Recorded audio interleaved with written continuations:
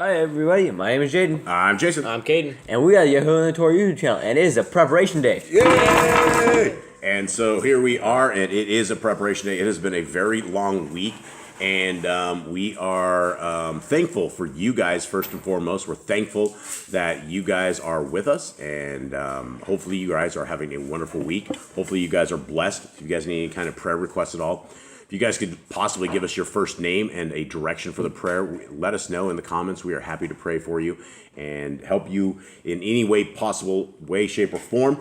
And I guess let us start with yesterday's endeavor, and let me set this up, and let me see if I can tell the story correctly. So yesterday, right after we did the Yahushua and the Torah, and so right now it is what, Probably 6:15-ish. 6:15-ish in the morning. And that's why you don't see Eli here. He just can't get out of bed real good. I don't know what the deal is. But yesterday, after Yahushua and the Torah, we got done. We went out there to bath dogs. And Eli's outside of the house a little bit. And I swear I heard somebody yelling for help. It wasn't anything I could understand. It was foreign. And it sounded like a scream for help. And Cade was getting a little loud, and I couldn't understand I couldn't hear anything. And I told him to be quiet. And I heard it again, and I started screaming for Eli. And I'm like, Eli, Eli. And Eli says, I'm right here, Dad. I'm running up the road. What do you need?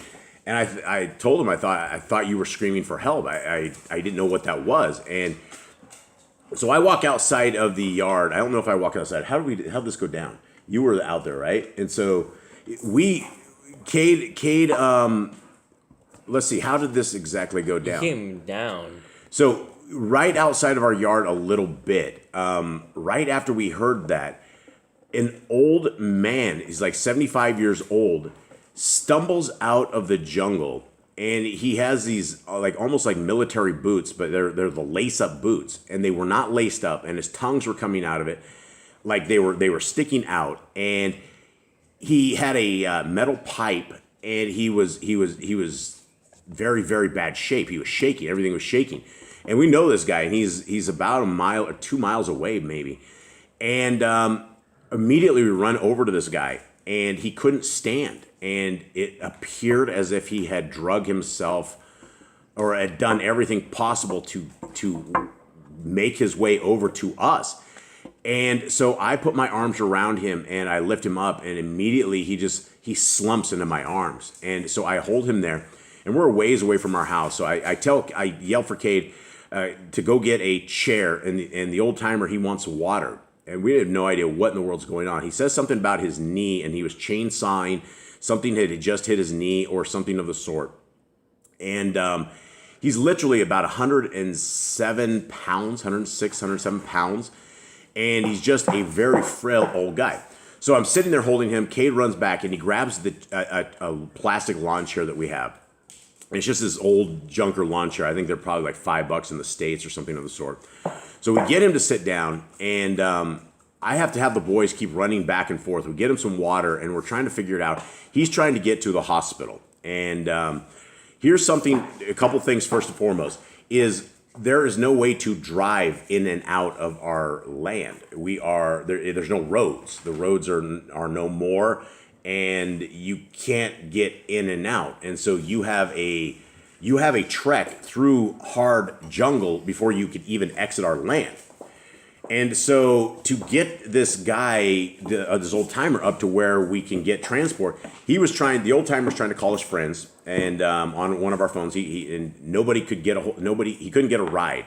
He was just trying to get to the hospital, and so we are about a quarter of a mile from a road where there's still another 2 miles before a vehicle would ever come down. So we called a taxi, and first and foremost, we are those people who are, I hate to say, we're always extremely broke, and we don't usually have money around. And for whatever reason, we scraped up everything we had, and we came up with $32. And so Jaden, we nicknamed him Big Ben. Because he's large. He's like larger than me as far as just a bulky, strong guy.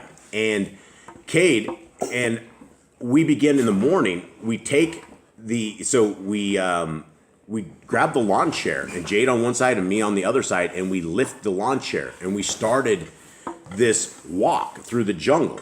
And it wasn't too bad. The guy was very light, right? 108 pounds or something of the sort, but his leg is all buggered up. And so we can't hit anything. And so we're giving him a ride through a plastic chair in the jungle, and it gets pretty, it's kind of hard to walk here and there. And we got to a part where he had to pull the trees out of his way as we lift him down. And so we ended up in these really thorny bushes, but we lifted him up and over that. At one point, Jaden had the old timer on his shoulder in the chair. And we finally make it this quarter of a mile up to the top, and we have to cut our gates. We have to cut our fences and stuff to get him out of our property. And so we contacted, as we were making our way up there, this taxi came from quite a ways away, but he came really super fast. And we get him there, and he, what we find is that the taxi, we get him loaded up in the taxi, right? We have to lift him up in this taxi. And the old timer doesn't have any kind of ways to get a hold of his family. His family lives in another town, and he just kind of like lives on this little farm by himself, but he has a wife and kids and stuff. He's just really old out in the thing. He had no way to get a hold of his people. So we had $32. We told the taxi guy, look, can you please take him to the hospital, wherever he needs to go, stay with him, because we need to get a hold of his family and try to get his family to him. And so we didn't know what to do. We couldn't just let the taxi guy take him away, and we lost track to this old timer, and his family wouldn't know there. So we keep track of this guy, and he goes to one hospital, and I guess it's so bad they take him to another hospital.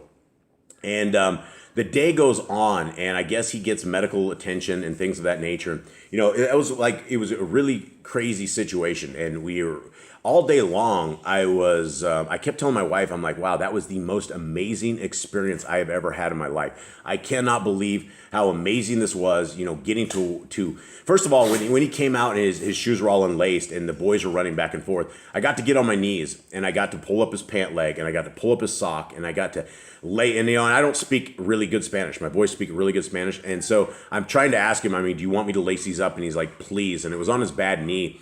And so I'm sitting there, and I think about our Messiah washing the feet of his disciples, and I am so honored to be able to lace up these grungy old boots on this old timer that is just so broken, and just to have this kind of experience of this, and it was something that you just can't ever get back. So let's start up at that point of the story, boys. What do you guys have to put into this story? Cade, Jade, you guys are both out. So the thing about the screaming, we didn't go check out the screaming because you can be like, why didn't you go see who was screaming? Well, there's a guy who's around here who has cows, and he's always screaming for the cows, so it just sounded like the guy's screaming for cows. He drinks a lot. And he starts screaming a lot. Yeah, just out of nowhere. I think he screams at the cows. I think he loves his gin and whatever it is, but he gets all liquored up and then goes crazy, and sometimes he chases the cat. It's really weird because we're out in the middle of nowhere. On the day-to-day basis, we don't ever see anyone. You would literally have to get very hard to ever get to us, to find us. And so we don't see a lot of people. And this one guy that goes around screaming all the time, we have no idea. It's really creepy. We'll be out farming, and this guy gets liquored up, and we'll hear from a distance him screaming and the cows going. So we just assume he just gets drunk and starts chasing cows or something. We don't know what he does. Go on. Yeah, so a few more things on it. You have pretty much everything about carrying him and everything else. He got water, got on a chair, and he asked for a face mask because it was required to have a face mask inside the hospital. So we had to mask him up. So we got a face mask there. And I thought it was just a super amazing experience. So we get home. Well, we were home all day. We're home all the time. So we're here all day, and we're talking to his family, finding out what's going on. The taxi guy, he leaves. They're at the hospital, and they call us later, and instead of them going to their other house where they actually kind of have a house, they decided they were going to take him back out here. And he doesn't live in a house. He lives in a shack. This guy, he has literally chainsawed a couple trees down and put it together, and it's not a cabin. It's kind of a shack. And I don't even know how to describe the thing. What did you guys describe it as? His house? Oh, so he went and cut out some trees and cut them into boards and stuff and posts and made this little house. And his roof is a tarp. Yeah, his roof is a tarp, and so these people are very, very poor in this country, very, very poor, and so. Another thing I want to mention is before he ever left for the taxi, he said, "Do not call my family." He goes, "I'll walk back by myself. That we don't need to worry them." And he's like, because they'll come visit me tomorrow. I'll tell them everything that happened. They don't need to rush or worry today. So he didn't want his family to come down yesterday. Yeah, and he thought he's like, this has happened before, and so I'll be okay. They'll go reset this thing or whatever it is, and I'll be able to walk out. And I'm like, well, we were freaking out because we just didn't want him being hauled away to some hospital and no one knows where the heck he's at or anything of the sort. So that was a very blessed experience, and I would say that was the greatest experience of that day. However, when they decided to bring him back out, which is very interesting, Jaden and I got to walk over a mile with a chair with the old timer. It was about 2 miles. It was about 2 miles through the jungle in the middle of the night, and so they got it right before sunset yesterday. They got him with another cab way up the road, way further from where they picked him up. And so Jade and I take our chairs and flashlights and we go up the road and we find him. And he is his son is a really short guy. And here in this country, I don't even know what to say, but we're what they call like tall whites. Like anyone in like South America, people are very short compared to North Americans. I don't know why that is. But the old timer was short and his son is real short. But his son, when we first caught up with him, he had been packing him on his back. And since the old timer had only one leg, he could only, he was just like pulled up on his neck. And so Jade and I rushed there. We got the chair and we begin this 2-mile walk through the jungle. Jade on one side, me on the other. And then we swapped off with his kid. And it was just a long trip. What did you think about that trip, Jade?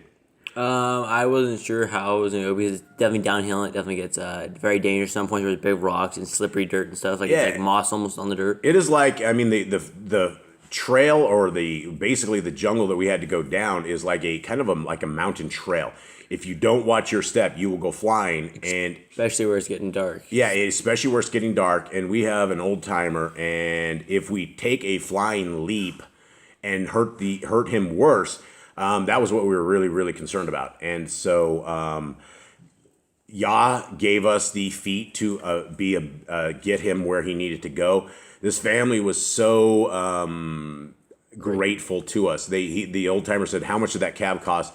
And we told him it was a gift from our Creator. And he looked down and just kind of smiled. And it was a really, really rough day for him, but we were able to get him back to his house with his family, and now his wife and his kid are here. So, and we told them yesterday, you cannot leave your dad out in the jungle like this anymore. He's too old, and if we were unable to hear him screaming, he would be dead. It would just be a horrible, horrible thing. So, very amazing experiences that we got on that. Anyone else have anything? Kate, do you have anything to add to this? I really have nothing much to add to it. I didn't do a lot. You were with us. You were back and forth. We all did a lot. And, the thing is, where we have 10 pit bulls, it is crazy because somebody always has to watch the pit bulls. And when drama happens, the pit bulls get excited as well. And so Cade was coming running in back and forth. We thought the old timer, when we first saw him, he was on death's door. We didn't know exactly what had happened to him. And it was just real shaky. So to be able to hold an old timer up in your arms and have them just relax and just, it was just an amazing experience. And, that is, I thanked Yah all day yesterday for this life experience and for us being able to have this, for giving us the abilities to be large like this, that we are able to do things. And that's what I was telling Jade. Not all of us in this house are built equally, right? I am a large individual. Nicole is obviously small.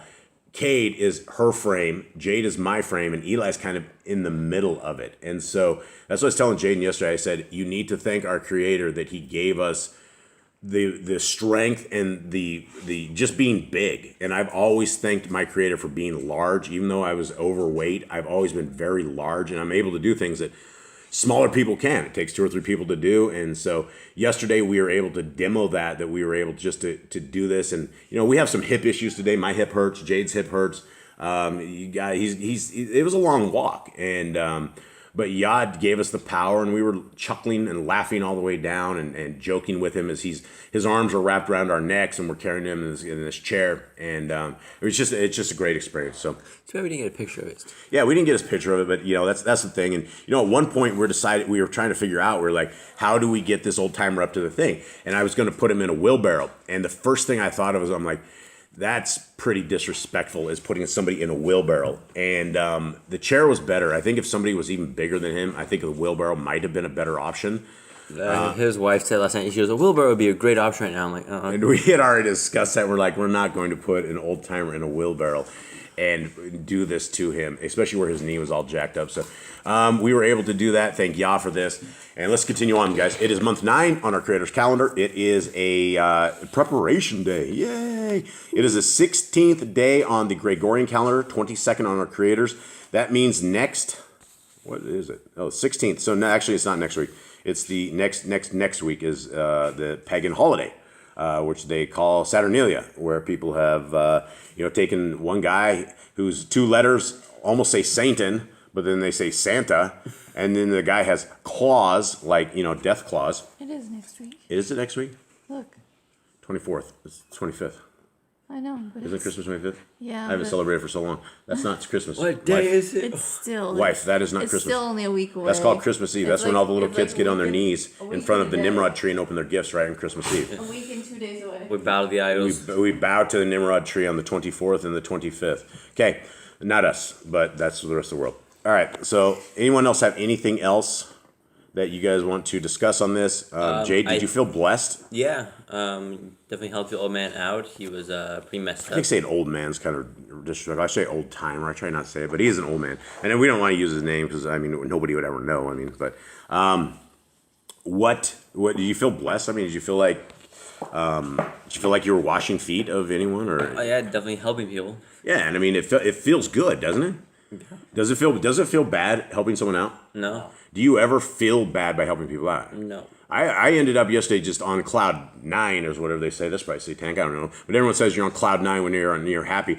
I was very, very elated the entire day. I was less elated when I found out I had to carry him 2 miles home. It was so great we did it the second time. Yeah, and that's why as I was chuckling to myself, I'm like, Yah, I kept thanking Yah for this experience. He's just about to give me a 2 miler versus a quarter of a miler. And that was, again, a very awesome experience and right up into Boss Clan territory. Okay, Luke 22. And the festival of Matzah drew near, which is called Pesach. And the chief Kohanim and the scribes were seeking how to kill him, for they feared the people. And Satan entered into Yahuda, who was called of Kirioth, who was numbered among the 12. And he went and spoke to the chief Kohanim and captains, how he might deliver him up to them. And they were glad and agreed to give him silver. And he promised and was seeking an occasion to deliver him up to them, away from the crowd. And the day of Matzah came, when the Pesach had to be slaughtered. And he sent Kepha and Yochanan, saying, Go and prepare the Pesach for us to eat. And they said to him, Where do you want us to prepare? And he said to them, See, as you enter into the city, a man shall meet you carrying a jar of water. Follow him into the house he enters. And you shall say to the master of the house, The teacher says to you, Where is the guest room where I might eat the Pesach with my Talmudian? And he shall show you a large, furnished upper room. Prepare it there. And they found it as he had said to them, and they prepared the Pesach. So, okay, go the ahead. thing I know is they obviously know how to cook. I think he sent Peter and John here because they were the fish guys and they knew how to cut up stuff cut up stuff pretty easily. Right. So that's probably why he sent those two to. Do you guys find it a miracle at all that the guy with a jar of water, go find the guy with the jar of water? How do we know? How do they know the guy with the jar of water is going to be carrying this in? Or how? I don't know. Maybe maybe like an angel went to the guy with the jar of water, be like, "Hey, the teacher needs a room. Can you give him a room later?" This is what I was talking. This is what I was saying the other day. That every single thing, every miracle, every work of wonder that our Creator has done has been pre-planned. Right? Everything from this guy with this jar of water that just happened to be walking by, right, to where you just go and you have a house. Who are these people? How did he set this room up? How did these people know? How did this guy know there was going to be a Passover here? And he just let him like, okay, cool, yeah. But it's the plans, right? It's the Ruach HaKodesh. It's the plans of our Creator that do all this. Okay, 13. And going, they found it as he had said to them, and they prepared the Pesach. And when the hour had come, he sat down, and 12 emissaries with him. And the 12 emissaries? And the 12 emissaries, yes. Thank you, good proofreader, Jubby. I appreciate that. And he said to them, with desire I have desired to eat this Pesach with you before my suffering. For I say to you, I shall certainly not eat of it again until it is filled in the reign of the Elohim. So this is something that I guess is very interesting, that the Son of the Most High has a desire, right? An anticipation that he wants to sit and eat this Passover with him.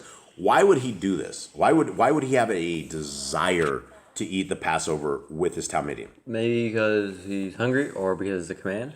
I think it's because of his dad's ceremony, right? I mean, the Passover came from us. What is the Passover? Why is it a big event? Well, there's a few reasons. One is because it's people got out of Egypt, they were freed from Egypt, and it's a yearly tradition we're supposed to follow. And then there is Yahushua. He became our sacrifice lamb. He became the Passover lamb. But ultimately, when the Passover happened, what didn't happen and what did happen? Who died? Yahushua. On Passover. I'm talking about the old Passover. Oh, the days of Moshe. Egyptians. Right, the Egyptian Passover. Right, because I mean, the Passover wasn't just something with right here, right? Where did it come from? Why is it important? Why did he want to celebrate this with his Talmudim? Why was this important? Because the Egyptians, all the firstborn died, and all Israel was saved that night, and it became a feast as a remembrance that we were saved by Yahuwah in Egypt. Right. All right. Yeah, that was hardcore. Sorry, guys. I just took a drink of straight ginger tea. My wife takes the ginger, boils it up, and it has a little bit of a kick. So I was sitting there, not desiring that. Okay.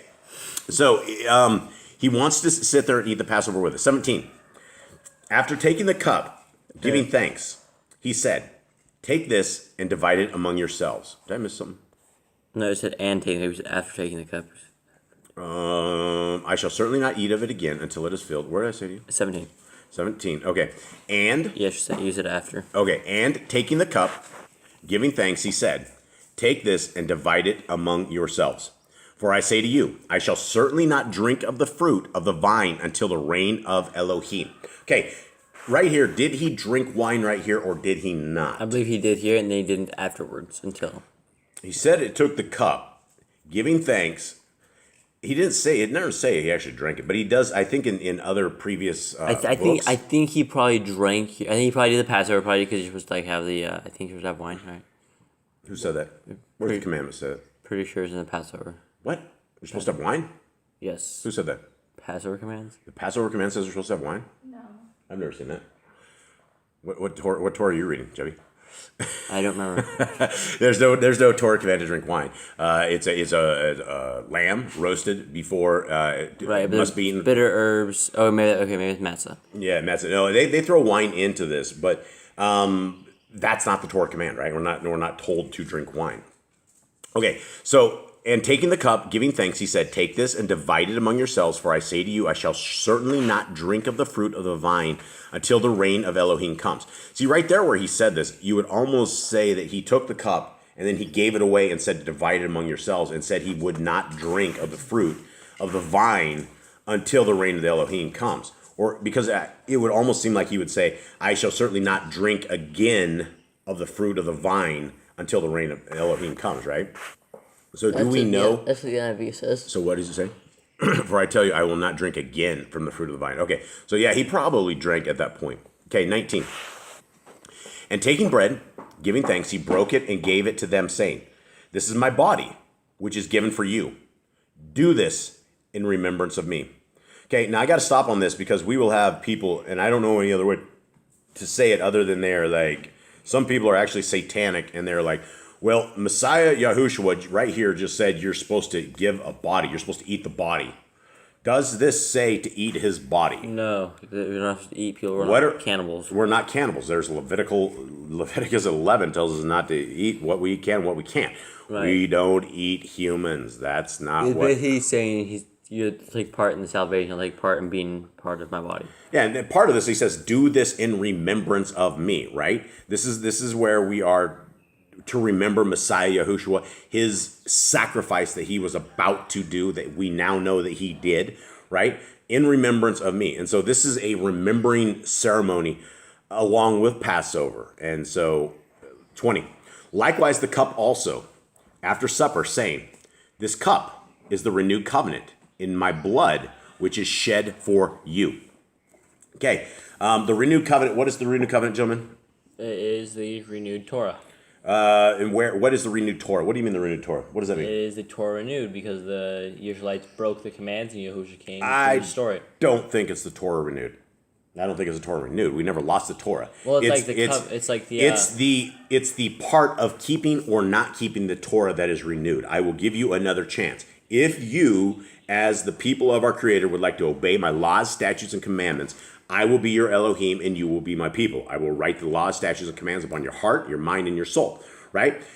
This new covenant out of Hebrews 8, the renewed covenant, or the new covenant as they call it, it is for the house of Yashrael. It is not the house of Gentile. It is not the house of Christian. It is not for anyone else. And so if you are thinking that you are in a renewed covenant and you are not the house of Yashrael or the house of Yehuda, you're not making it to the renewed covenant. You don't have a renewed covenant.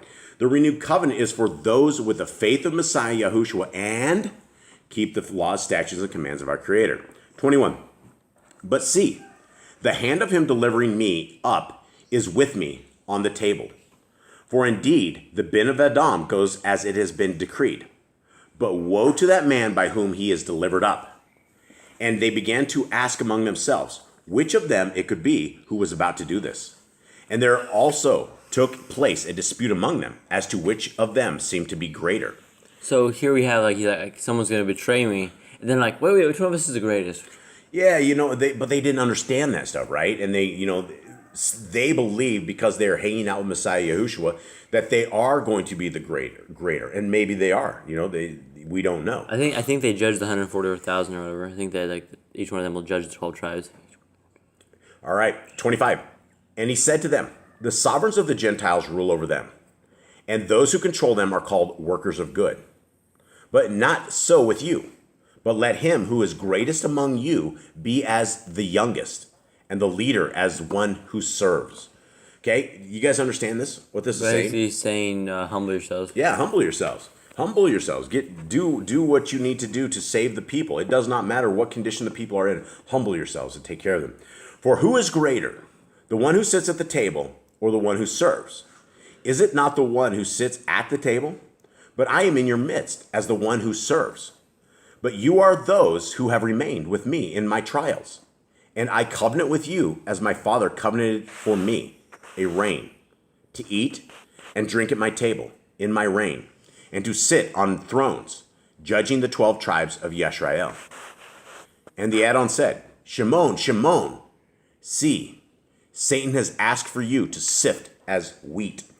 Now, this is something I think everyone needs to understand, that you are going to be sifted as wheat. You will be attacked. You will be taken. If you are in Torah, it is just going to happen. And so we need to pray against things of this nature. And if Satan can go petition our Creator to have at it, and that's what Satan was doing, just like Satan petitioned for Job. And Abraham. Right? And Abraham, right? They all petition. And if Yah allows, then your faith in your life is going to be tested, and we need to come through with all of this. 32. But I have prayed for you, that your belief should not fail. And when you have turned, strengthen your brothers. And he said to him, Adonai, I am prepared to go with you, both to prison and to death. And he said, I say to you, Kepha, the cock shall not crow at all today until you have denied 3 times that you know me. I wonder if he didn't say that, would it still have happened? Him denying him? Yeah, if he didn't say you'll deny me 3 times, would it not have happened? Well, yeah, absolutely. He just put the rooster right there because that's one, yet again, that rooster, the egg of that rooster, for him to hatch, for him to come around, for him to crow at that exact time. These are all the pre-planned, pre-orchestrated things that our Creator uses to make his point and to make his ways. Okay? 36. And without that rooster, who knows where Kepha would be now, right? 35. And he said to them, when I sent you without purse and bag and sandals, did you lack any? And they said, none at all. So when did he tell him to go without bag, sandals, and purse? I told him to go and teach the word. Yeah. Told him to go earlier and said, don't take anything. If you don't have nothing, don't take an extra purse, don't take extra underwear or whatever you have, don't take any extra stuff. And 36, and he said to them, but now let him who has a purse take it, likewise also a bag, and let him who has no sword sell his garment and buy one. Okay, this is a little bit different than turning your other cheek, turning the cheek. This is a little bit different than what we knew before. He just changed his direction for the disciples, right? Yeah, he basically went from basically like turn the other What cheek is he to doing right defend here? yourself. Right. What is he doing right here to these people? What is he doing to his people? He's Preparing them for war. He's preparing them for what's coming, right? Because if he would have died and he would have had it where his instructions were not to take anything, and then all of a sudden we have all of this come against them, they were not prepared. They were prepared at first, but this is what he says. This is very important. And people are like, well, we don't need it. We don't need to prepare. We don't need to do anything. He says, let him who has no sword sell his garment and buy one. For I say to you that what has been written has yet to be accomplished in me. And he was reckoned with lawless ones, for that which refers to me has an end too. And they said, Adonai, look, here are 2 swords. But he said to them, that is enough. Okay, the Grand asked us the other day, she's like, why are 2 swords enough? I think for what they were about to happen that night. That night? Yeah, probably for that night. I think it was in one of Brother Todd Bennett's writings when he wrote where Shimon and Levi went and killed the people with just 2 swords, and that was it. Like, that's enough. It was enough to wipe out a city. I think it was like more like 2 swords is plenty if you have the power of Yah. How many swords do you guys use when you guys go cut grass? 1. One. Why don't you guys use 2 swords? I don't know. I mean, I don't. Why do I use 2 swords and you don't? Why do I always like going to the... Arm strength. I'm much bigger and I can swing these suckers around. I'm just not very good with my left hand when cutting, so that's why. Yeah, but when we're cutting like massive amounts, you just go left, right, and just come down like that. So why are 2 swords enough though? Yeah, we only have 2 hands. What are you gonna do? Fight with your toes? You're gonna take up a little mini sword, put up a fork in your toes, and fight with the 2 swords and a fork, right? So you have 2 swords. That's enough. You don't need enough. I mean, 1 sword is enough. 2 swords is enough, right? And that's what he's saying. You're good. Don't worry. Don't weapon up. Don't get any more than this, right? 2 is enough. You're good. Okay, 39. And coming out, he went to the Mount of Olives according to usage, and his Talmudim also followed him. Did you guys say according to usage? And coming out, he went to the Mount of Olives according to usage. Yeah, it's a usage. According to usage? I don't know what that means. Everyone has it? Yeah. Okay, so what does it say on 39? And coming out, he went to the mountain of Olives according to usage, and his Talmudim and also followed him. All right, so his habit. okay, yeah, and then the NIV says Jesus went out as usual. Okay, so as according to usage, Usage just seems like a weird word to use. yeah, well, it's good discussion. Okay, and 40. And coming to the place, he said to them, "Pray that you do not enter into trial." And he withdrew from them for about a stone's throw, and falling on his knees, he was praying, saying, "Father, if it be your counsel, remove this cup from me. Yet not my desire, but let yours be done." Okay, this again kills the Trinity. The Father is one. The Son is one. The Son is not praying to himself and asking himself to be let go of the trial that's about to happen and denying himself, right? This is the Son that is doing the will of the Father. And so many people get this wrong. And it is just, there's so much of deception. I don't know if the world will ever figure this part out. Okay, 43. And there appeared a messenger from Shemaim to him, strengthening him. And being in agony, he was praying more earnestly. His sweat became like great drops of blood falling down to the ground. Okay, why is he getting in more agony? What is going on here? Because he knows he's about to die. He knows He's about to get He knows he's about to get brutally beat up and then killed. Tortured. And then mocked the entire way through. And it's a nervous thing. This is absolutely nerve-wracking. These are the final moments, and we're understanding the human side of our Messiah, that he is doing the same stuff we would do. And I mean, I've had it where the sweat drops like giant drops of blood falling to the ground, right? You just sweat in pools of sweat. Your nerves are at the edge. And I mean, I'm sure his heart rate was up. His blood pressure was probably up. He was probably very terrified of what was about to happen. Okay, 45. And rising up from prayer and coming to his town meeting, he found them sleeping from grief. Okay, so they're sleeping from grief. Are they sleeping from grief or are they sleeping from tiredness? Maybe exhaustion. Yeah, it says in the NIV they were exhausted from sorrow. And that could be. I mean, yeah, that when you're like really like sad or you're really like upset about something. Why were they sad? Because they know their friend's about to die. They know their friend's about Do to they? die. I don't think they quite understand that yet. I don't think they get this yet. I don't think any of them get this yet. But maybe. I mean, maybe because Messiah's I don't know crying. a reason that they're sad other than they know that Messiah's about to leave. Well, he's in grief, right? He's in grief, and they don't quite understand this whole thing quite yet. Okay, 46. And he said to them, "Why do you sleep? Rise and pray, lest you enter into trial." And while he was still speaking, see, a crowd. And he who was called Yahuda, one of the 12, was going before them, and came near to Yahushua to kiss him. And Yahushua said to him, "Yahuda, do you deliver up the bin of Adam with a kiss?"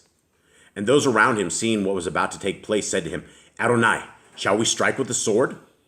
And one of them struck the servant of the Kohen Hagdadal and cut off his right ear. But Yahushua answering said, "Allow it this far." And touching his ear, he healed him. And Yahushua said to those who had come against him, the chief Kohanim and captains of the Mikdash and the elders, Have you come out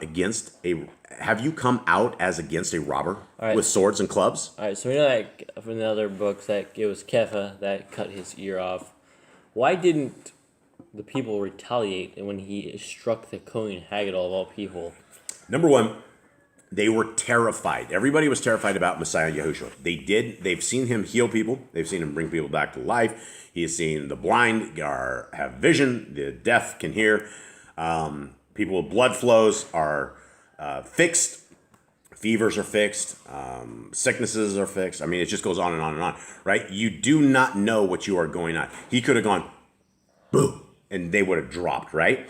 And you don't know what you're getting up against, right?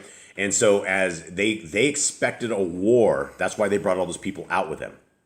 And it wasn't the Kohen Hagdol, it was the Kohen Hagdol's servant. Yeah, and I don't think they would have come out. It said the chief Kohanim, and the captains of the Mikdash. So I mean, it does say chief Kohanim. It says servant of the Kohen Haggadol. Servant of the. On a cup of ear. Okay, right. I don't know why they didn't just pick up swords and Start deal with that. fighting the Talmudium for that. I don't know. The power of Yah that he can. I remember one of the stories of when Esau is going to kill Jacob when he's coming back, right? Remember that? And he's going out there, and all of a sudden there's 3 or 4 angels, and Yah allows them to give Esau like this vision of thousands and thousands of hardcore war troops, right? And all of a sudden this one group goes by Esau, and they're like, "If it wasn't for your brother Jacob, we would have killed you." And then they keep on going on. And then another troop, a whole bunch comes in, and they're like, "If it wasn't for your brother, Jacob would kill you." So like 3 or 4 of those went by, and by the time he was done, he's like, "My brother has like an enormous army, and I just about died," right? The power that our Creator has, he can strike fear in your hearts. He can do whatever he wants, right?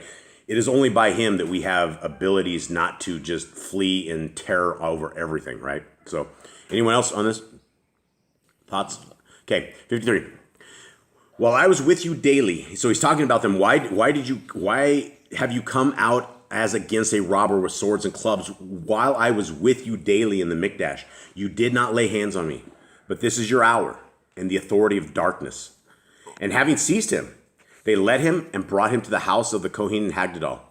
And Kepha was following at a distance. And when they had lit a fire in the midst of the courtyard and sat down together, Kepha sat among them.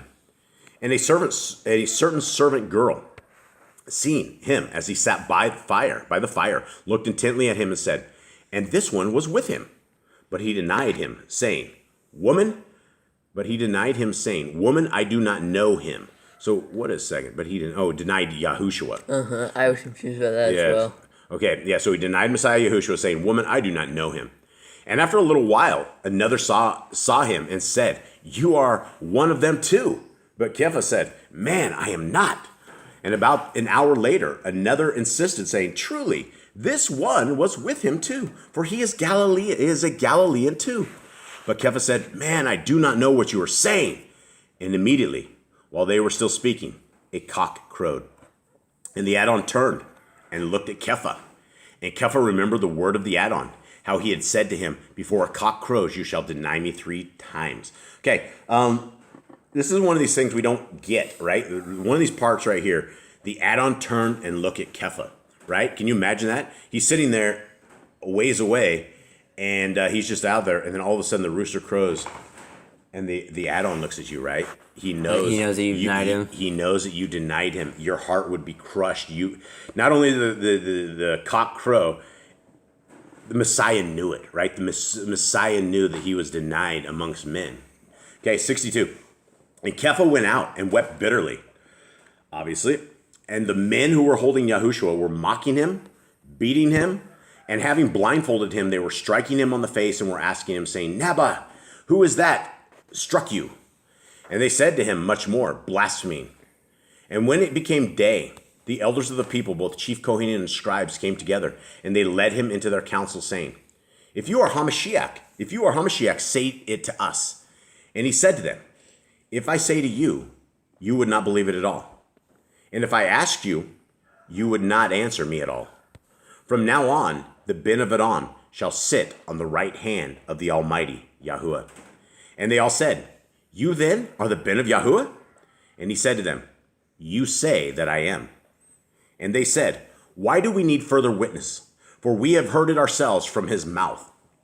So, if he is really, if the Son Jesus is really God, and he just said essentially that he's the Son of God, that would make him a liar, right? Yeah, I think so. Right? So if they had our Creator in their hands and they were about to kill our Creator, how is humans able to kill our Creator? How would our Creator allow himself to be killed? And that is what everybody has with this Trinity. They're like, well, the Creator loves us so much that he came and died for us. Well, I think it's better that he loved us so much that he sent his Son to die for us, because where did our Creator go for 3 days? Did Satan run the Shemaim? Who's running the Shemaim? Where did he go? It doesn't work like that, right? The Son is the Son. The Father is the Father. And we must get this doctrine correct, because so many people are praying to the wrong entities. They're doing the wrong things, and that's just wrong. So tomorrow, everybody. Is Shabbat. Shabbat. Drum roll for Shabbat. Yay! We need it. Hopefully we don't be carrying anybody through the jungles today, because I need a rest, and we need a rest on Shabbat. Tomorrow at 11 o'clock Eastern Standard Time. You know where to find us. We will have it posted as soon as we can. And we hope to see you guys there. And we hope you guys are studying up on your Torah commands. We might do a little bit of quiz tomorrow and see how you guys are doing. See if it's the Sliger family that takes first place, or see if there's any other family out there that can even rank. I would say I put you guys in against the Sliger family, but I think Rhiannon beat you guys last time. She beat you. She had like 20-some commands. I didn't compete because I had the list right in front of me. Oh, that's true. That's good. All right. Well, that's honest at least. All right. Well, thank you guys very much. Thank you, everybody out there. We will get busy and have a good day. All right. Shalom.